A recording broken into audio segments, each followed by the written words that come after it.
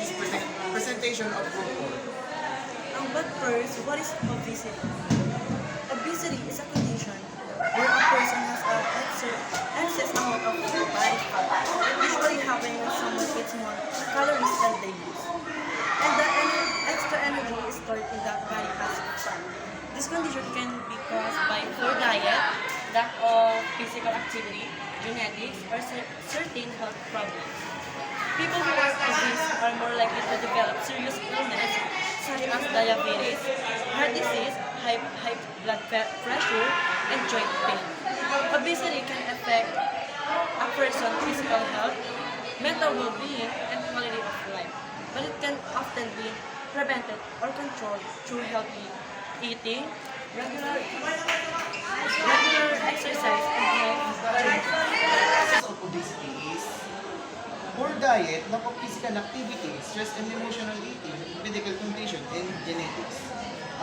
The effect of obesity is high blood pressure and heart disease, diabetes, joint pain, and low self-esteem. Number one is healthy balanced diet. Eating the right kinds of food like vegetable, fruits, and whole grains, and lean meats help maintain a healthy weight. Avoid eating too much sugar, salt, or fatty food. Next one is regular exercise. Doing physical activities like walking, jogging, dancing, or playing sports help burn calories and keeps your body fit. Number 3 is proper sleep.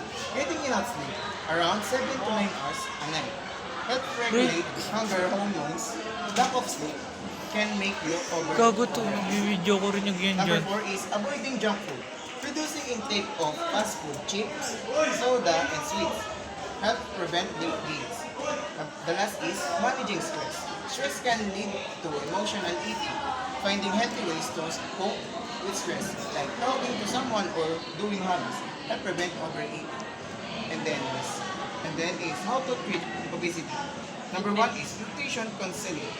A nutritionist or dietitian can guide you on what to eat, portion control, and making healthier food choices.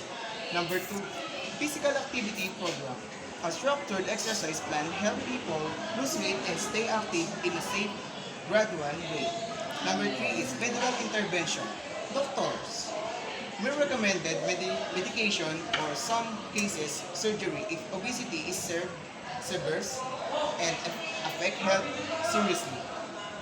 The last one is support groups. Joining a group of people going through the same journey can provide emotional support, motivation, and encouragement.